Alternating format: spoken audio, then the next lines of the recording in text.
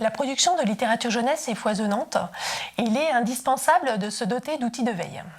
Mais au-delà de cette veille, il est également important d'avoir une connaissance au préalable de ce que recouvre chaque genre dans sa diversité. L'objectif de ce module est donc de vous donner des éléments de repérage pour chacun des genres autres que l'album, les principales évolutions, les tendances actuelles et également la façon dont les éditeurs structurent leur offre. Je vous invite également à repérer dans la bibliographie qui vous a été envoyée avant la formation les auteurs et les illustrateurs qui ont été choisis et qui sont reconnus pour la qualité de leur travail. Donc ces créateurs sont bien évidemment également des repères clés. Donc nous allons successivement aborder 6 genres: le roman, la bande dessinée, le documentaire, le théâtre, la poésie et le livre audio. Commençons par le roman. Donc nous allons évoquer à la fois les premières lectures à partir de 6 ans et les romans pour les enfants âgés de 8 à 12 ans. Alors d'une façon générale, la forme de ces livres est adaptée à l'âge des lecteurs, c'est-à-dire qu'une place importante est laissée à l'illustration. Prenons quelques exemples. Commençons par une première lecture, Topé Mulot, aux éditions Helium, écrit par Henri Meunier et Benjamin Chaud. Vous voyez que des illustrations occupent des pleines pages. Et d'ailleurs, Benjamin Chaud est illustrateur de nombreux albums. Un autre livre, pour les un petit peu plus grands, Amaïka et le poisson, aux éditions Mémo, écrit par Pierre Zappolarua et illustré par Anastasia Parotto. Si on regarde les premières pages, donc vous voyez des illustrations qui occupent la double page et même quand il y a du texte, donc texte un petit peu plus dense puisqu'on est pour les un petit peu plus âgés, mais l'illustration toujours bien présente. Pour les plus grands de la tranche d'âge qui nous intéresse dans cette formation, l'illustration reste également importante. Et alors, je vais prendre un exemple un petit peu extrême. Le journal d'un dégonflé, qui est une série de Jeff Kinney publiée au Seuil. C'est un livre où vraiment la narration est portée à la fois par le texte et par l'image. Alors, les éditeurs de ces romans pensent pour la plupart leur collection en fonction de l'âge des lecteurs. Donc, pour exemple, nous allons voir la stratégie éditoriale de l'éditeur L'École des loisirs. À l'École des loisirs, il y a 4 collections qui couvrent les romans 6-12 ans. Alors, nous avons pour commencer Moucheron, qui est une toute nouvelle collection qui a été créée en 2019, qui s'adresse à des lecteurs à partir de 6 ans. Donc je vous montre juste voilà, quelques pages pour que vous vous rendiez compte de la façon dont l'éditeur s'adresse à ses lecteurs à partir de 6 ans. Nous avons ensuite la collection Mouche. Donc là, pour exemple, Akita et les Grizzlies, qui a eu la pépite 2019 en fiction junior en 2019 au Salon du Livre et de la Presse Jeunesse en Seine-Saint-Denis. Donc là, quand on ouvre, voilà, le texte est un peu plus dense, mais l'illustration est toujours bien présente. Ensuite, on va passer à 2 collections. On peut se dire qu'on est sur des romans juniors. Donc tout d'abord la collection 9, avec pour exemple un des derniers livres de cette collection, Lino et les autres. Voilà la façon dont est organisé texte et illustration. Et pour finir, la collection médium, donc la collection 9 pour les enfants de 8-11 ans, la collection médium pour les enfants âgés de 11 à 13 ans. Donc là, voilà, vous voyez qu'on est sur du roman plus dense dans la narration, mais toujours illustré. Donc voilà, donc si on regarde le dos des livres, on voit la progression en termes d'âge, également avec l'épaisseur aussi du livre. Alors, il y a également des éditeurs qui prennent toujours en compte cette question de l'âge, mais qui organisent aussi les collections en fonction des sous-genres. Alors, on va prendre l'exemple de Syros pour illustrer mon propos. Donc, Syros a des collections pour les enfants à partir de 7-8 ans et des collections pour les enfants à partir de 10 ans. Mais à l'intérieur de ces collections, vous avez des polars, de la science-fiction, des contes, etc. Donc, par exemple, le roman policier. Cette collection, donc je disais polar parce qu'elle s'appelle Mini Syros Polar, donc pour les plus jeunes, et pour les plus grands, Souris Noire, qui est aussi du roman policier. En science-fiction, vous avez Mini Syros Soon pour les plus jeunes et Mini Syros plus Soon pour les plus âgés, la science-fiction. Et cette collection qui s'appelle Kilim, qui est une collection de contes pour les plus jeunes. Voilà. Donc pour s'y retrouver chez les éditeurs, c'est bien de savoir la façon dont les collections sont organisées. Parmi toutes les propositions de romans pour les 6-12 ans, certains éditeurs proposent des collections atypiques qui sont intéressantes à repérer. Donc je vais vous en présenter 3 pour exemple. Tout d'abord, la collection Trapèze chez Albin Michel Jeunesse. Donc pour exemple, Le Jour coloré de Ramona Badescu et illustré par Amélie Jakowski. Alors quand on regarde la façon dont c'est présenté. Donc déjà, on est sur un grand format, pour un roman 6-12 ans, un grand format cartonné. Et puis, vous voyez à l'intérieur, dans l'organisation des doubles pages, l'organisation du texte et de l'image, on est proche des albums. Une autre collection, là cette fois-ci aux éditions du Rouergue, c'est la collection Boomerang. Donc là, on est dans un livre en fait qui est recto verso. C'est-à-dire qu'il y a 2 récits que l'on peut lire dans un sens ou dans l'autre. Et ces 2 récits se font écho et se rejoignent d'ailleurs au milieu par une illustration commune qui marque la séparation entre ces 2 histoires. Donc par exemple, ce livre-là, Par la forêt, par le lac, d'Alex Cousseau. Ce livre, en fait, raconte l'histoire d'un petit garçon qui a 2 possibilités pour atteindre un même endroit. Soit il peut passer par la forêt, soit il peut passer par le lac. Et donc, selon qu'on lise d'un côté ou de l'autre, on aura 2 aventures différentes. 3e collection atypique, la collection Petite Poche, chez Thierry Magnier. Alors, la collection Petite Poche, en fait, c'est une collection qui propose, donc comme vous le voyez, c'est vraiment un tout petit format, le nom n'a pas été choisi au hasard, un petit format pour des textes courts non illustrés. Et ce sont des textes dont la mise en page a été adaptée pour de jeunes lecteurs, c'est-à-dire que le texte est très aéré, il n'y a pas de coupure de mots et les groupes de sens également ne sont pas coupés, ils sont respectés. Donc, une collection à partir de 7-8 ans, cependant, par rapport à la narration, il y a quand même certains titres qui sont plus adaptés à partir de 9-10 ans. Donc là, pour exemple, L'Avorton d'Adrien Cadeau, qui était publié en 2019. Alors, une des tendances ces dernières années sur le roman 6-12 est la publication par plusieurs éditeurs de collections pour les enfants dyslexiques. Alors, qu'est-ce que c'est que des collections pour les enfants dyslexiques? En fait, ce sont des romans qui souvent d'ailleurs ont été publiés auparavant, qui sont repris et qui sont adaptés pour ce lectorat. Et dans ce cadre-là, les éditeurs travaillent avec des orthophonistes pour faciliter la lecture de ces enfants. Donc concrètement, par exemple, il y a des mots qui peuvent être simplifiés et surtout, il y a des mots qui sont découpés visuellement en syllabes pour faciliter la lecture. Voilà, donc c'est une des tendances ces dernières années. Donc là, après avoir évoqué globalement cette catégorie, j'aimerais qu'on s'arrête sur les lecteurs âgés de 8 à 12 ans. Alors, pourquoi parler particulièrement de ces lecteurs? Parce qu'en fait, c'est un lectorat qui est assez difficile à cerner.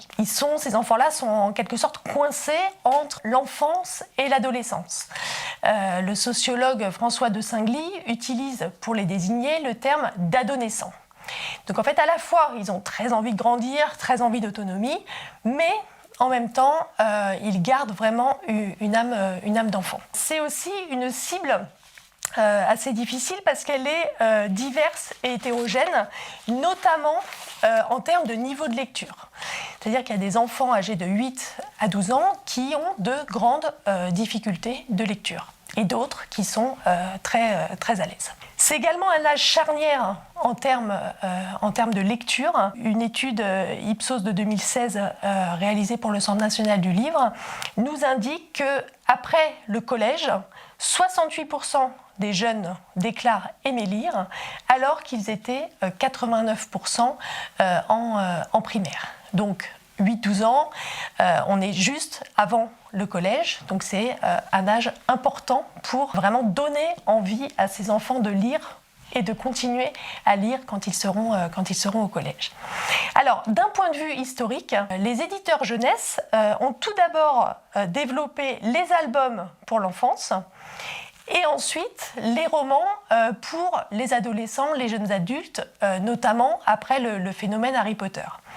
Et c'est seulement après qu'ils se sont intéressés à ces fameux lecteurs de 8-12 ans, en leur proposant des romans qui leur ressemblent, c'est-à-dire ni trop enfantins, ni trop adultes. Alors, je vais vous présenter juste deux éditeurs parce que leurs stratégies sont assez emblématiques de ce que je viens de vous dire. C'est Albin Michel Jeunesse et Sarbacane. Donc après les albums, ces deux éditeurs ont effectivement lancé des collections pour les adolescents. La collection Wiz en 2002 pour Albin Michel Jeunesse et la collection Exprime en 2006 pour Sarbacane.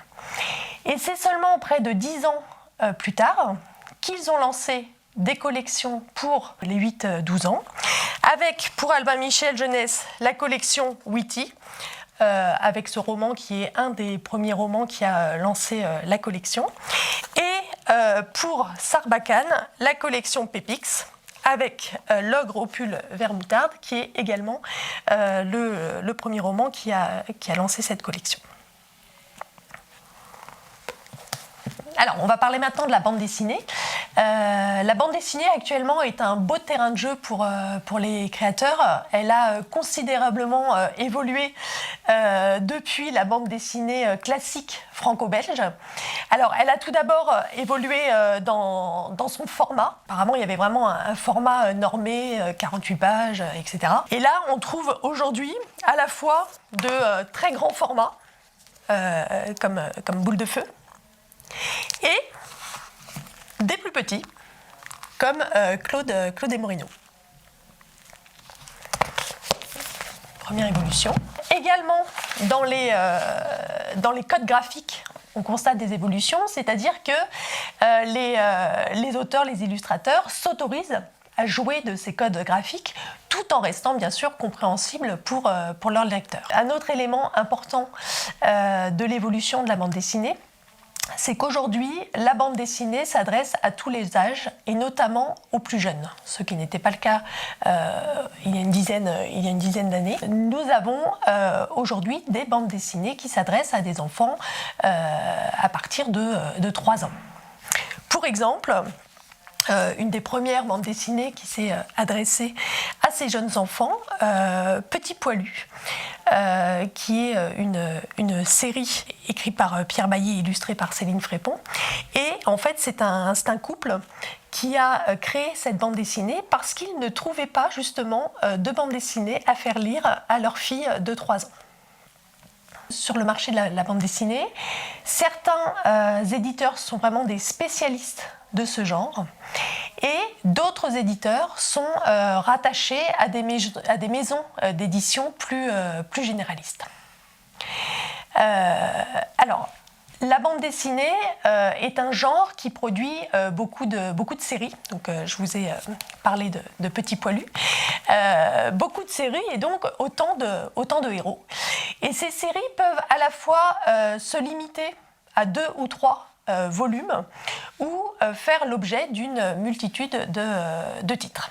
Ce qui est important d'avoir à l'esprit concernant la bande dessinée, c'est que contrairement aux idées reçues, la bande dessinée est une lecture exigeante.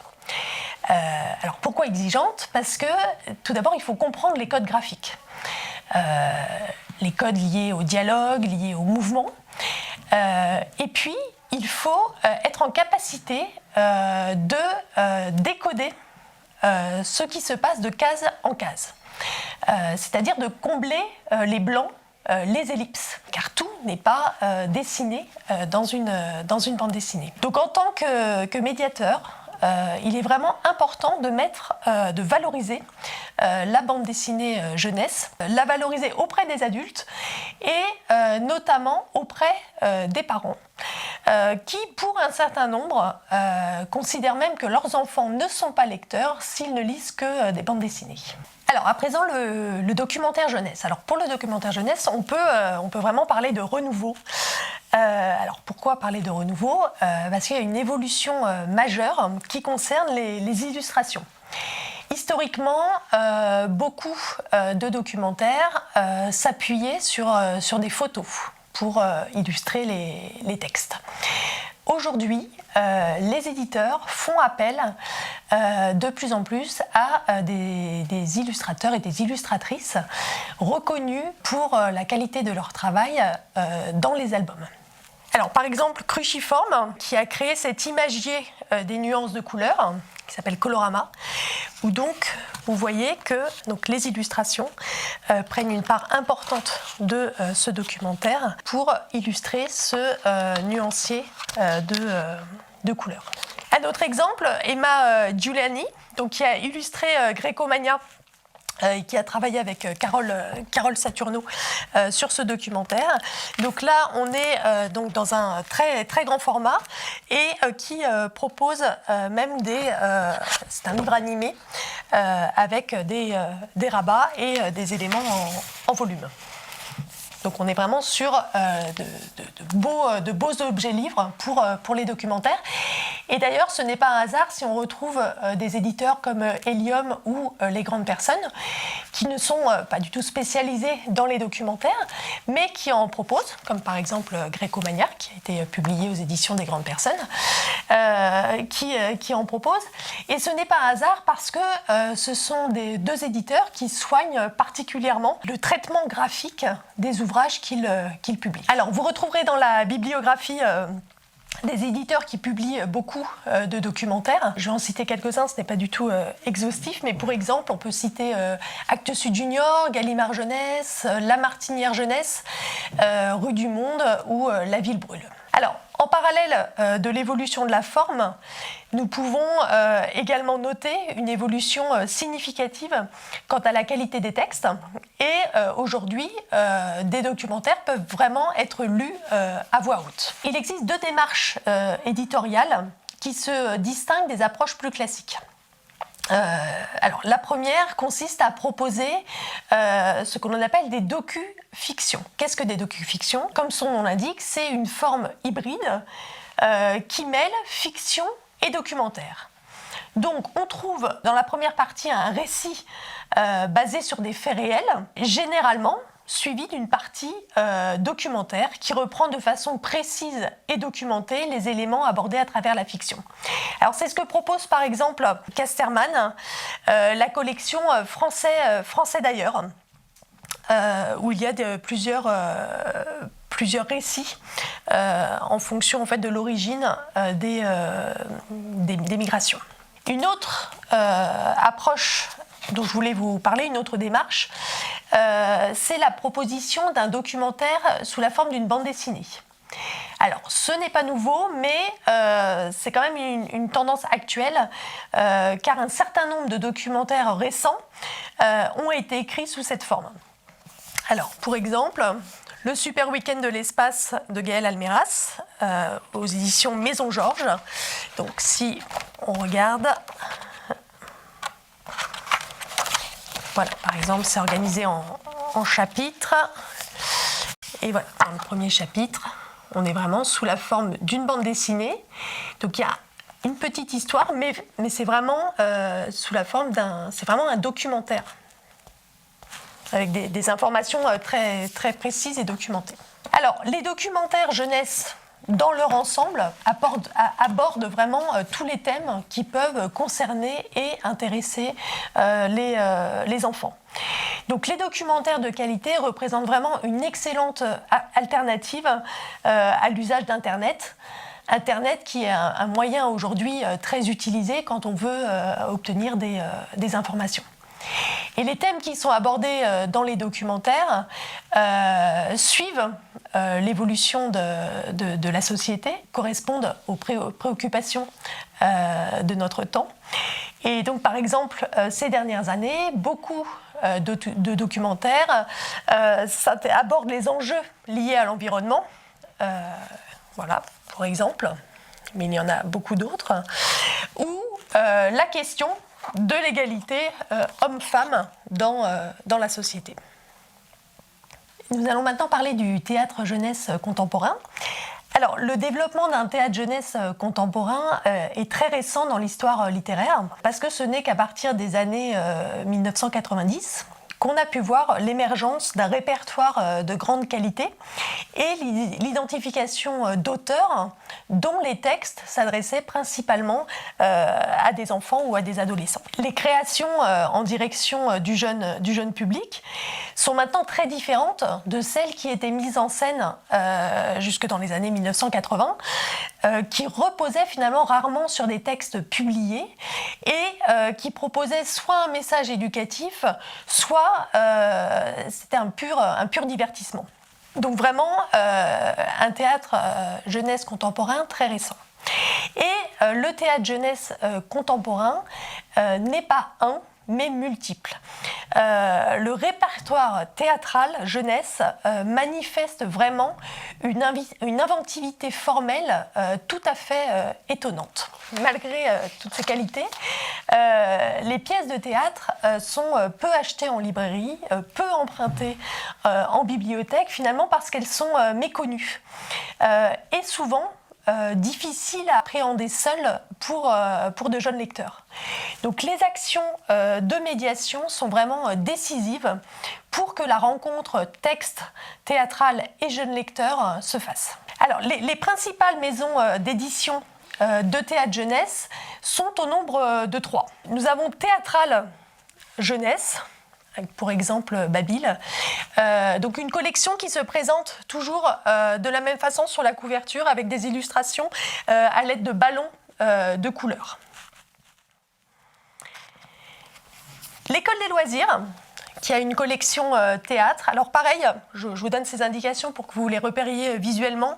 Ces pièces de théâtre se présentent toujours de la même façon en termes de couverture, c'est-à-dire un fond de couleur souvent assez vif avec un dessin très discret qui apparaît sur la couverture. Donc là, pour exemple, Où tu vas de Marion Bonneau. Troisième éditeur important en termes de théâtre jeunesse, Actes Sud, avec sa collection Eyoka Jeunesse. Donc plus difficilement repérable parce que là les couvertures n'ont pas un code graphique bien identifié. Mais pour exemple, J'ai trop d'amis de David Lescaut. Alors, il y a d'autres éditeurs qui proposent du théâtre jeunesse, comme par exemple Espace 34, L'Arche ou les solitaires intempestifs. Alors, passons maintenant à la poésie. Il y a 3 éditeurs qui sont fortement positionnés sur ce genre et qui font des propositions très différentes. Alors, tout d'abord, nous avons les éditions Bruno Doucet, qui est spécialisé en poésie aussi bien pour les adultes que pour les enfants. Et pour les enfants, il a créé la collection Poésie-Histoire. Alors, je vous montre un exemple pour que vous voyez les objets. Ça vous montrera aussi les propositions des éditeurs. Donc là, voilà, des poèmes voilà, où il y a vraiment uniquement le texte, mais plusieurs poèmes sont ensuite entrecoupés par des illustrations. Et en fait, ça s'appelle Poésie-Histoire parce que l'idée est de raconter avec tous ces poèmes une histoire. Nous avons ensuite l'éditeur Chêne Éditeur. Donc, également qui publie essentiellement de la poésie, aussi bien pour adultes que pour enfants, et pour les jeunes, qui a la collection Poèmes pour grandir. Donc ce sont des objets livres extrêmement travaillés, voilà, par rapport aux illustrations, par rapport à la qualité du papier. Et pour finir, Rue du Monde. Alors, Rue du Monde, qui ne fait pas que de la poésie, mais qui fait beaucoup de poésie. J'en avais également parlé pour les documentaires. Et alors, Rue du Monde, sur la poésie, propose des anthologies et des recueils thématiques. Donc là, pour exemple, le livre des beautés minuscules. Donc voilà, et vous verrez que donc la proposition est vraiment différente par rapport aux autres éditeurs. Là, on est vraiment dans l'album illustré. Alors, tout comme le théâtre, la poésie a vraiment besoin de médiateurs pour atteindre son public. Et la lecture à voix haute, qui est une pratique très courante concernant la littérature de jeunesse, se prête bien sûr particulièrement à la poésie. Et donc c'est une bonne façon de faire connaître la poésie aux enfants, aux jeunes. Alors, on va terminer ce module en parlant des livres audio. Alors la production de livres CD de qualité s'est vraiment développée ces dernières années, et le lectorat a lui-même évolué, car effectivement les livres audio sont intéressants pour pallier des handicaps ou aller au-delà de certaines difficultés de lecture, mais aussi ces livres CD permettent pour tous de mieux saisir certaines intentions de l'auteur, avec des effets rythmiques, des effets sonores, de découvrir des textes en famille ou de redécouvrir autrement des textes déjà lus. Certains éditeurs généralistes se sont plus que d'autres positionnés sur ce genre. On peut citer Didier Jeunesse, qui a développé plusieurs collections audio, des collections pour les plus petits, avec des formats cartonnés, et puis des comptines du monde entier, avec tout un travail de collectage. Et donc, pour les livres CD de Didier Jeunesse, vous pouvez facilement les reconnaître grâce à cette demi-lune qui en fait cache le CD à l'intérieur. Gallimard Jeunesse également s'est positionné en créant un secteur musique avec la volonté d'œuvrer à l'éducation sonore des enfants. Voilà, pour exemple, Georgia. Et d'autres éditeurs sont vraiment des éditeurs spécialisés sur le livre audio. Par exemple, Benjamin Média, qui a souhaité prendre en compte le handicap visuel de certains enfants en proposant des livres audio accompagnés de livres en braille ou de livres à gros caractères. Alors, il ne fait pas que ce genre de livres CD, mais notamment, il a vraiment développé cette offre à l'attention des enfants qui ont une déficience visuelle. Un autre éditeur spécialisé dans la production du disque de contes, les éditions Oui Dire. Voilà, et vous trouverez également dans la bibliographie un éditeur comme les éditions des Braques. J'ajouterais qu'au-delà des livres CD qui sont présents dans la bibliographie, il s'est développé en fait ces dernières années une production autour de livres lus. Par exemple, pour illustrer ce propos, la collection Chute de l'école de loisirs. Donc c'est différent des livres CD dont on parle aujourd'hui parce que le CD est proposé de façon indépendante par rapport au livre, mais pour le lecteur, il y a bien la possibilité de réunir, s'il le souhaite, le livre physique et la proposition audio. Alors, pour finir ce module sur les genres, j'aimerais dire quelques mots sur les contes. En fait, les contes de Perrault et des frères Grimm, donc, qui datent des XVIIe et XIXe siècles, sont encore aujourd'hui extrêmement présents dans la littérature de jeunesse. Et je vous en parle maintenant parce qu'ils sont présents dans de nombreux genres. Ils prennent différentes formes. Soit ils reprennent une version originale, soit ils proposent des versions détournées du conte. Alors, dans quel genre on le retrouve? Alors, l'album, bien sûr, de façon très forte, mais également, si vous voulez travailler autour du conte, vous pouvez trouver des romans, des bandes dessinées ou des textes de théâtre. Juste un petit point d'attention par rapport à des actions de médiation autour du conte. Si vous souhaitez faire découvrir des contes détournés à des enfants, il est important de ne pas rater la première marche et de commencer par une version originale du conte, parce que même le petit chaperon rouge, peut-être que un, deux, trois enfants ne connaîtront pas ce conte, et donc un conte détourné ne peut être apprécié que si on connaît la version originale.